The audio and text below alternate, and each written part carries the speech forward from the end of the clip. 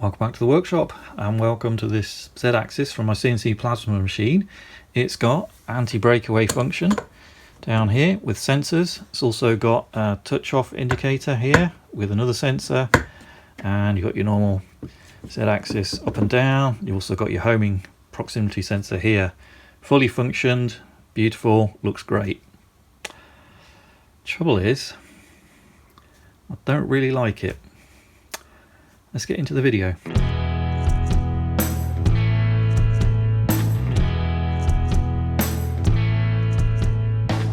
If you're familiar with CNC plasma machines, I'm sure you've seen the issue where a part tips up, it catches on the plasma cutter and you risk damaging the head or the support. Hopefully this sorts that out. So you're cutting your part and then all of a sudden you hit something and it triggers the alarm. You can see I've been pretty busy with the 3D printed parts. We'll get into some of those a bit later in this video and some of them in future videos. Now normally you build a machine probably from the ground up, but for this time I decided I'm going to start with the head and work my way back down.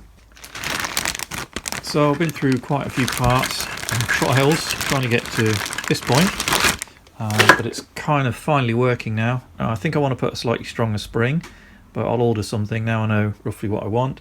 And I've only got one proximity sensor, but in reality we'll have three set at 120 degrees apart, and then that means whichever way this head moves it will always detect it and it should stop the machine. That's the plan anyway. So we'll take this apart and I'll show you how it works. Let's back this spring off, take the nut off the other side. It's just like a security nut to stop it vibrating itself loose. Actually, before I do that, I'll just show you it moving around. So essentially it can move around in all different directions, but it's very difficult to twist. So you can get it to twist, you push really hard, but it doesn't rotate around, which means the plasma will always stay on the same spot, just in case it's a bit eccentric and it moves around, you'll lose accuracy. So it stops it rotating, but it'll kind of index in any position. Now most of them get caught by that, but just in case, there's probably a few, yeah, that way probably doesn't. That's why the other two will catch that. So we've got that screw with quite a long spring on it, and then a little plate at the bottom has got a dish to it, and then that dish can kind of rock around in there in all different directions, and then it's connected to this, so that screw went through into there. These are just some steel parts just to detect against a sensor like that, and then you'll see there's these three little holes, and on the underside of that, under there, it might not be very easy to see, but there are basically three pins that stick down equal length that come to a point, and then each of those points sit into one of those three holes, so it goes like that. So if I push it up against it, it can't rotate because the pins are bottomed out in those cone shapes, but it can pivot against, well, at least a pair of those pins, and it can go kind of in any direction. So that's basically the idea. So the only thing I've got to watch out for is obviously when this moves around and the torch with the hose and the cable that comes off, the weight of that torch could be enough to sort of tip this up without it detecting, without it hitting something. So that's why I was playing around with the strength of that spring, and these two in series are just about enough to make it work, but I probably need a single one that's much stronger than this, much stiffer. And then most of the time it'll sit like that, and just occasionally, or hopefully almost never, it'll trip an alarm. Anyway, that's the basic concept.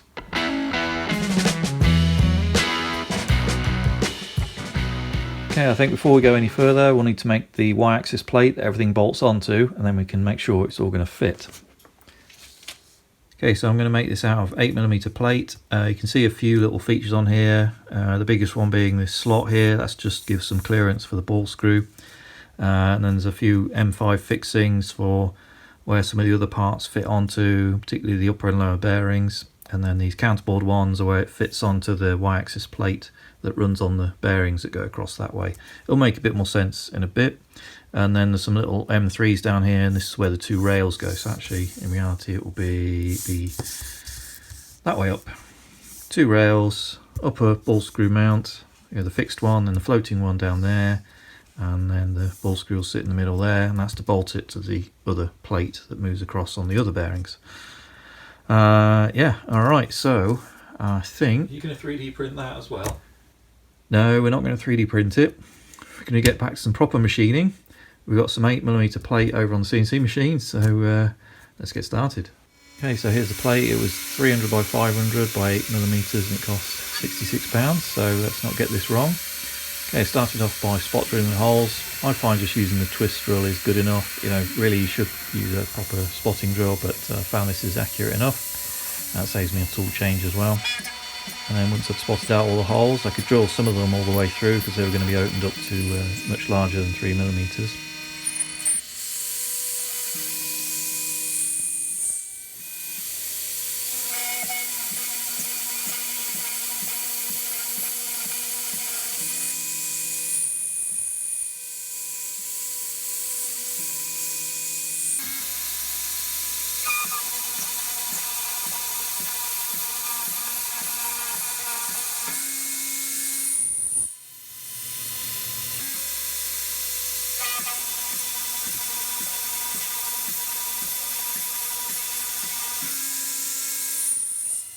Then it's over to a 6mm 2-flute end mill just to machine out the bores.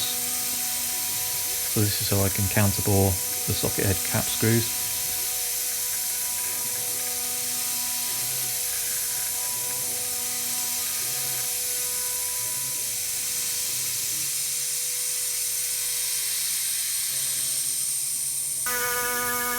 Now we got on to machining out the slots. Here I'm using the adaptive.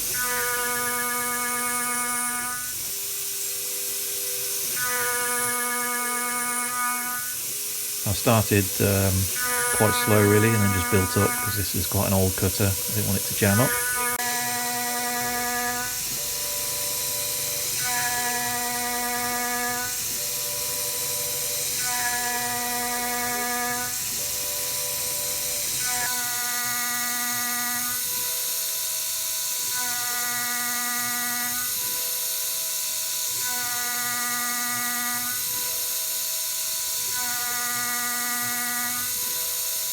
That went pretty quickly, and then finally we were onto the profile. So I quite like using the step down, so it's kind of a ramp into the material over a short distance, say plunging into it, and then it machines all the way around in the usual way. And I screwed it down so that you need to use tabs to hold it, and then you get a better surface finish around the outside.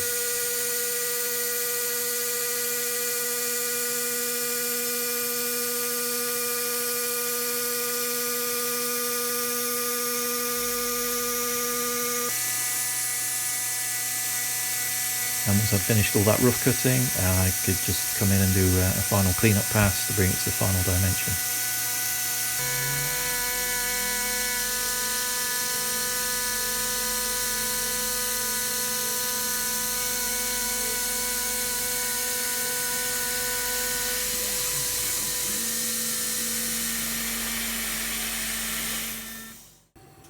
Then a quick cleanup with the air gun just to make sure I hadn't missed any holes, double check with the drawing. And we're ready.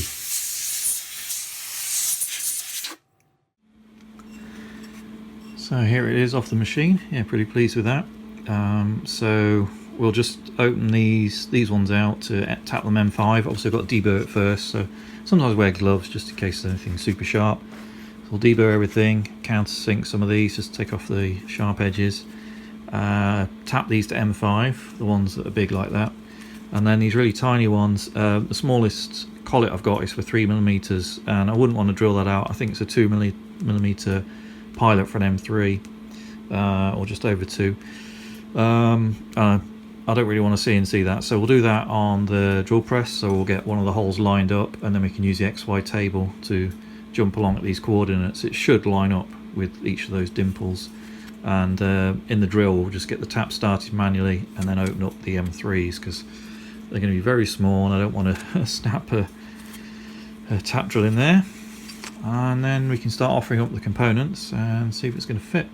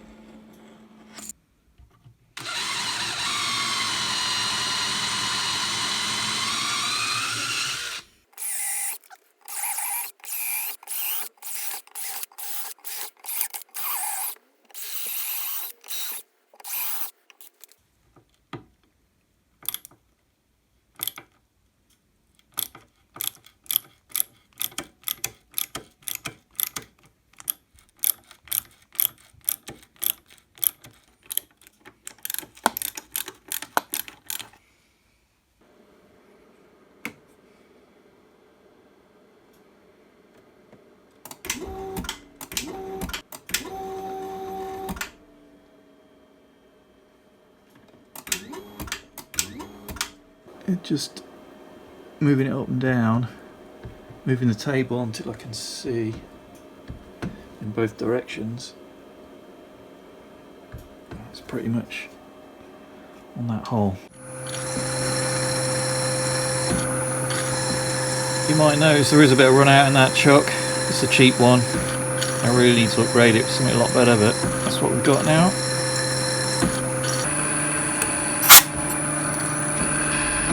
Yep.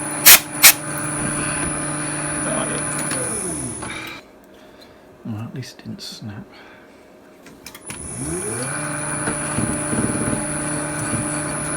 Through. Another 40.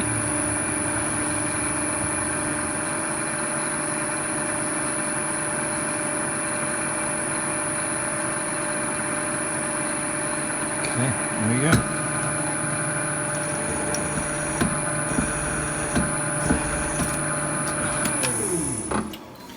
Does not like holding these small drills.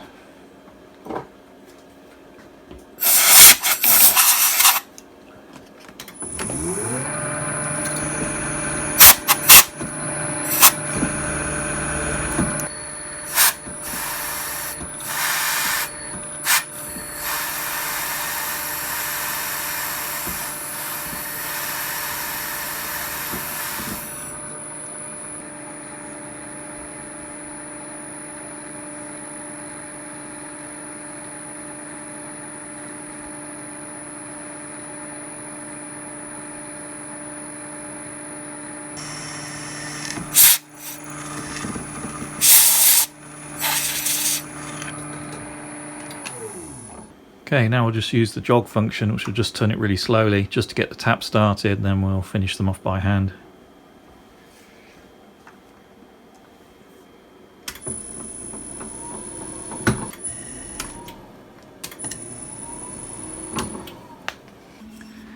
Okay, and after all that tapping, we've got that. So we've got our M3 holes there, and then our M5s everywhere else, and then our counterbores there. So that should work quite well. So that's our main plate for the Y-axis that the Z-axis runs up and down on. So the rails have got to go onto there. As you can see, these are obviously far too big. So I've just got printed out a quick drawing just so I know how long they need to be and then what the offset is from that first hole. So we're going to use this lower part here because this one's in slightly better condition than that carriage, and we'll chop it off there. Obviously we just need to mask this off, and that should be our 180 length. So we've got two of those to grind up, and then the ball screw was also just a general one I had. The ball nut's on the wrong way round, but I might take it off anyway. I've just 3D printed this little guide tube so we can take that off without the balls falling out. Hopefully they don't get stuck in that little hole. That was to put cable ties through afterwards, but I didn't think, obviously the ball's got to ride over that, but maybe it'll come out here and it will miss. We'll see. And then that, obviously the top end's machined okay, it's just too long and that's on the wrong way around, so we just basically need to machine that into the end there. I'll chop it off and machine. Now the guideways in there are quite hard, so they're pretty hard on my lathe, but if we just take it easy we'll get through that and we'll get down to the core, which is a bit softer. So we've got a grinding job and a turning job. Right, let's get on with it.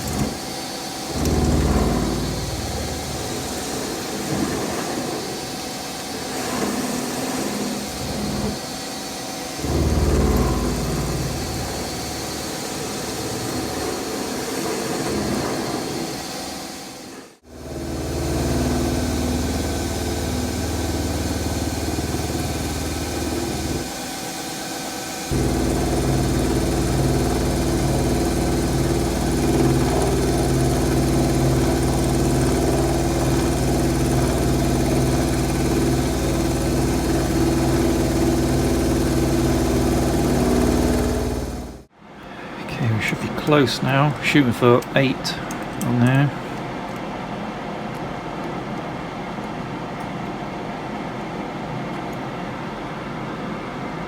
8:18.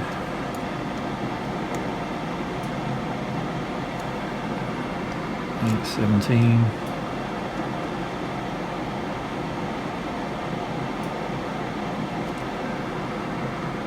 8:16, 17. Right, let's just take that off.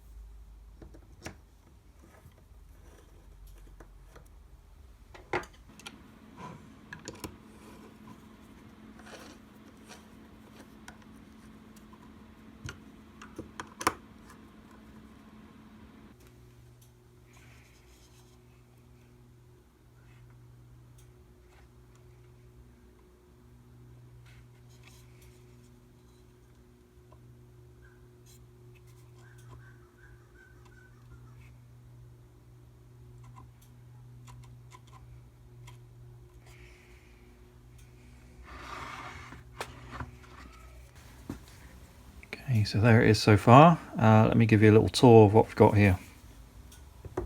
Okay, so as you can see, there's quite a lot of 3D printed parts. Some of these I might keep as 3D printed parts. Some of them I've printed a few times just to kind of prototype the design and make some minor changes. So for example, this main piece here used to look a bit like that. You see the legs are a lot thinner. And the reason was there was going to be another aluminium plate up to maybe 8mm on top. And then this part, which held the torch, would have bolted on the front. And I thought, well, I can save some cost and some weight of this Z-axis and then just bolt this directly on. So I made those legs a bit wider, got some heat set inserts in there, and then we can just bolt that on. And then that's the pivot mechanism with the sensors and so on for the main torch head. And then there'll be a kind of cover that goes over the whole thing. So that was a little bit of progress. In terms of the fixed bearing at the top, I think I've made 3 of those so far. So this is the first one printed in PLA, and when I tightened it up, it just cracked around the plastic ring. There's not much material there. It was mainly because the holes were really tight, so I think they shrink a little bit when they are printing the holes, especially as the holes were printed. Yeah, so that was up, so they're printed, it's trying to print them as it's rising up, and they don't turn out to be super round. So I had another go at that, which is this one. This one's now in PETG, which is a bit tougher, I think. And then I made the holes a little bit larger, and it prints, yeah, that was on the bed. But you can see, just using the supports straight on here, that took ages to get rid of all that. So it's printed like that. You see it's got a support in here for the bearing, and there's going to be 2 bearings pressed in there, so that wasn't ideal. But that printed in about maybe half an hour, 45 minutes, can't quite remember, maybe a bit more, but reasonably quick. But obviously you get left with that. So then the third one, which is this one, again in PETG, this took about 2 hours. You see just how nice that is. And I used the PLA support, and yeah, that's how good it is on the PLA support. This took about 2 hours though, because it's forever swapping filaments to print this kind of support PLA, and it doesn't really want to stick to this, which is great. So this is really easy to clean up, leaves quite a nice surface. So I also made these holes a bit bigger, so hopefully that will drop on there, but we'll leave that on for now because it's kind of working, although one of the base bit is cracked. Let me show you kind of how it works and what the philosophy is. So if you've built a CNC machine, CNC router, milling machine, whatever, you're probably familiar with the general concept. We've got our 2 rails. These aren't bolted down, they're just loose at the moment, they're just nipped up. And then we've got our 2 carriages, ball screw, this is a 1204, and then I made my own ball mount, the fixed end there, and then the floating end at the bottom in the same way. I haven't put the circlip on, I'm not really sure it needs it. and then just to squeeze the ball screw in, I've turned it 90 degrees, and it only drives on those top screws there into this kind of carrier plate. Now that's not mechanically attached to this bit that goes up and down. Let me show you why that is. So if you can imagine, this is going to be our main plate, which will have this bolted on, and then the torch bracket hangs at the bottom, so this moves up and down. This whole assembly moves up and down, driven by this. And there's two features on here. The reason I did it like that with this kind of intermediate carrier, you can see there's a spring-loaded M4 screw there that's screwed into here. It's got a heat set insert in there, and there's a clearance in there, so you can move it up and down in the normal way. And when you're going down like that and you want to touch off the work, at some point this will hit the material and basically stop, and I'll go and simulate it by going the other way. It then lifts away like that, so that comes up like about that much. You can set the tension on that spring. It's a little bit stiff at the moment. Yeah, I think probably because if basically it's deliberately rubbing against that edge and the top of the carriage, and that is to stop this rotating. So obviously you'd have some backlash in there, so it's a good fit against there. Probably needs to just be trimming back a little bit. Anyway, you get that nice slide on there, and then in the other side, I won't wind it all the way in, but essentially you have, I've got to thread it in. But anyway, that goes all the way through, and it will sit about there, and then in the top of there's a little metal nut that's just pressed in, so that senses that. So as soon as that becomes disconnected a little bit like that, it'll trip, and it knows you've kind of touched off on the workpiece. So that's the kind of idea. Okay, I've just wound that in there. Take this little floating piece out, so you can see it's just a bridge that goes around there, and then these two surfaces here, that's one of the reasons I went for the PET G. See, they're super glossy, and they actually slide on the hardened surface of that. The idea of that is because obviously this can rotate a bit, and that will give you backlash because this is not actually connected to this, and it was just supposed to gently, you can tune how tight it is just by exactly where you tighten it up on here. So maybe what I'll do is get a piece of paper or a tiniest little shim under each end, get that in just so it's a balance between not being too much friction, so it'll definitely move the spring up and down, but also not enough clearance to allow this to appreciably have backlash in it basically. I don't know, let's see if that's going to work. So the reason for taking this off was just on this side, I'm just pressing this little M6 nut, and I've wound the induction sensor in. Now originally I was going to have a little set screw in here and just push it in, but it's a little bit tight in the plastic. It's actually cut its own thread, so yeah, that's fine. We can adjust it up and down that way. Right, let's go and press this in.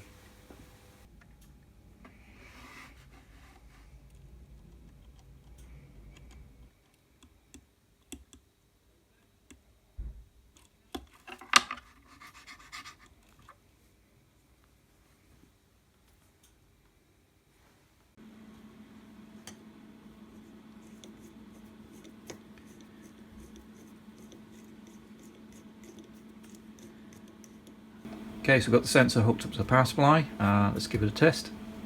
So the idea is this is up, that's down, so it'll actually be installed on the machine like that. And when the ball screw turns and it tries to push this down, that's okay until the torch hits the workpiece, and then basically this will stop moving, and that will keep going, and these two will move apart. I can just simulate that by pulling on this, and then we'll just hopefully see a little red light come on when they, there we go, move it your way.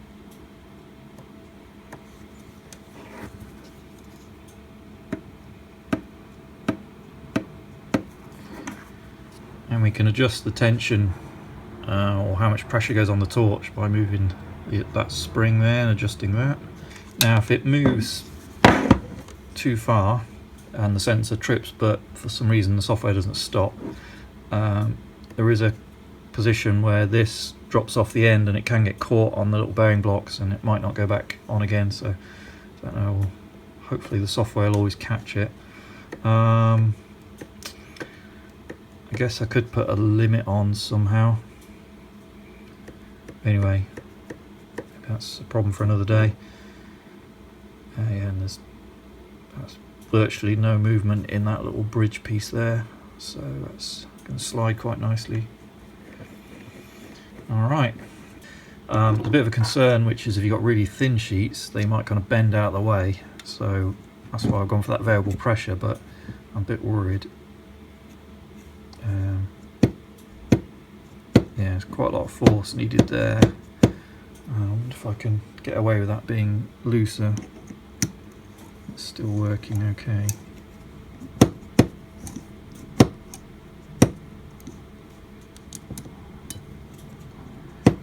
I was going to let it be gravity powered, but I'm glad I didn't, because you know there's a little bit of stiction in the rails there and it might not always come back down.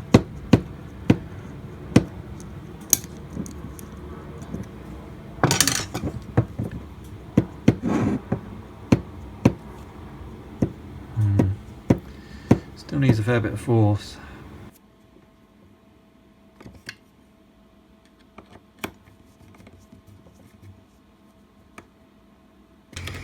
So in case you're wondering, I've got these nuts pressed into the plastic here, so a nice interference fit in there, and then just using this as the lock nut. I'm not using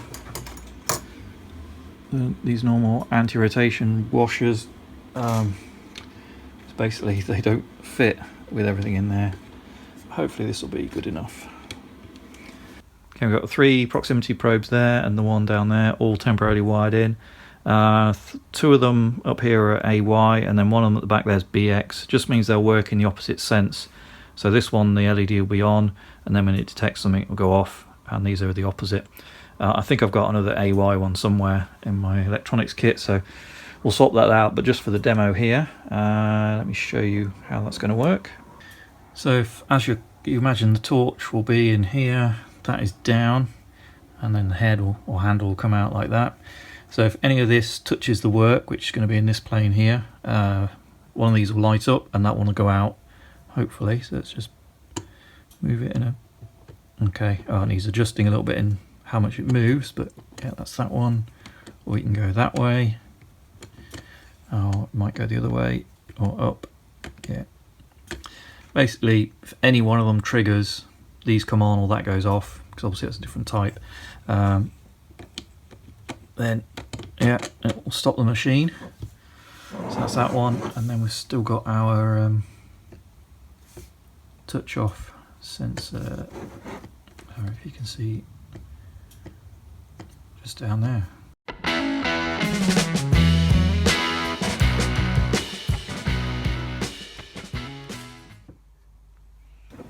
Well, here it is so far. So I thought I'd just bolt on this motor mount at the back. Don't worry, there'll be an aluminium plate, 8mm thick under here, that goes onto the bearings. So this is just an intermediate bracket, and the idea is it will take the stepper motor like that. It will go into there. I was just giving it a dry fit up and realised I forgot to provide the normal relief, the little circular bit there. So I need to put that relief in there, and I can probably make these single slots instead of all the way through, and then that will give me some adjustment on the motor. That's okay, I'm going to reprint this anyway. So this one was this is in PETG. I think this is I had about 3 goes trying to get this to stick to the bed to actually print, and it just kept peeling away. And then I tried the organic supports where they kind of grow like trees, but that was great, it stuck to the bed, it printed successfully, but getting it off again, wow, that was a nightmare. I'm going to have to, well, sand this. You can just see that surface on the PETG there with the organic support. This is not very good at all. Now they do have an option in the slicer to use PLA support, which is what I printed. Well, not this, but the replacement one of this. It takes an awful lot longer because it does 20 or 30 changes, because it lays down the support material and then back to the parent material and so on. But I think if I want a nice finish, you know, this will probably turn a 3-hour job into a 5 or 6 hour. But save me all that tidy up and it'll look a bit nicer, but I've got to reprint that anyway. So let me give you a sort of summing up of where we're at and what I think of the design so far. Well, I think the honest answer is I don't really like it. There's some good bits and there's some bad bits, but most of them are bad, or things that I'm just not getting a good engineering vibe about that it's going to actually work out. So first of all, the good bits, well, the aluminium plate, the rails, the bits that are sort of, yeah, like CNC machines have built loads of those, so, you know, the bearings and making the linear action nice and smooth, yeah, that's no problem at all. It'll run from the stepper, yeah, I've got to put that recess in there, but that's all fine, happy with that. Might even stay with this 3D printed housing here, probably be strong enough maybe, let's see. But in terms of this bit here, well, and this functionality, well, a couple of things really. I just worry that there's quite a lot of force needed for that, and if you've got a thin bit of material, as soon as it tries to touch off, it'll bend that out of the way, then the pierce height won't be correct, so that's not very good. I've read a thing called ohmic sensing, so that might be an option, but I think it requires a separate box to do that. Another option is to bring in kind of a third party or auxiliary, for want of a better term, auxiliary touch-off system. So this is not floating, it's independent of this, and maybe it comes down the side and it deploys, you touch off, and then it retracts again, maybe something like that. Something that's really soft and that won't deflect. So yeah, I mean, I might keep something like that. It's like a backup if this crashes in Z while it's moving. This will get detected, so, you know, maybe that functionality is useful. Not 100% sold on using the 3D printed for even this spacer intermediate block. Maybe that would be better to machine out of aluminium and just do it traditional way. Obviously some of these features might be a bit difficult, like that little cutout there. That's supposed to be where the whole lid, it clipped on here and it clipped on there, and it would make that into a nice little dome shape there. But also not keen on the breakaway system here. You know, it's gonna kind of work when it's in my hand, but with the weight of that torch on there, it was really on the edge of whether it was just gonna sort of move down like that under the weight of that and the cantilever, and this spring doesn't have much moment. You know, that lever effect from there is quite small compared to the weight of the torch. And when it's generally moved around, the weight of the flex, or whatever you call it, I think we're going to get a lot of false alarms. And if you make this spring really stiff, then it's going to struggle to deploy when you really need it. So not super happy. It does actually come back to the middle, which is great, but I just think the whole thing maybe needs a rethink. I don't know. Yeah, I don't know. Some of it I like, some of it I don't. Now the annoying thing is, once we've got past this stage and we're good and we're back to here and I'm onto this plate, everything else, you know, the bits over here, I'm pretty happy with. They're going to be low stress, they're just like the bearing mounts and things like that, so I think they'll all work nicely. The rest of it's made of aluminium plate. I could do that no problem. It'll be plenty strong enough, and it'll be hopefully a really nice ground base to the machine. It's just, I want to get past this. I want this to be nice, and then once it's on that plate, this is like a module and it'll go on, and everything else downstream will be nice. That's kind of why I started with this. Alright, well, that's progress so far. I'm hoping once I get past this stage, I'm happy with it, the rest will be plain sailing. So I hope you've enjoyed the video. Maybe if you're new to CNC plasma, you've learned a little bit from here. If you've done an awful lot of CNC plasma and you've got a lot of experience, by all means give me a comment. Maybe link to some videos that you've got some useful ideas. I think there's a number of features in here that need to be explored. Floating head, the touch off, the ohmic sensor type, physical touch off, and any breakaway feature. That all needs to be in here, nice and neat, not stacked up out all the way out here. I want it reasonably compact, so if you've got any nice videos, feel free to link those. And with that, all that remains to be said is thank you very much for watching. Sorry it's a bit of a disappointing end, but there we go. If you're looking forward to how this turns out, because I think it will get better as I go downstream, feel free to subscribe, click that bell. And with that said, all that remains to be said is thank you very much for watching, and see you next time.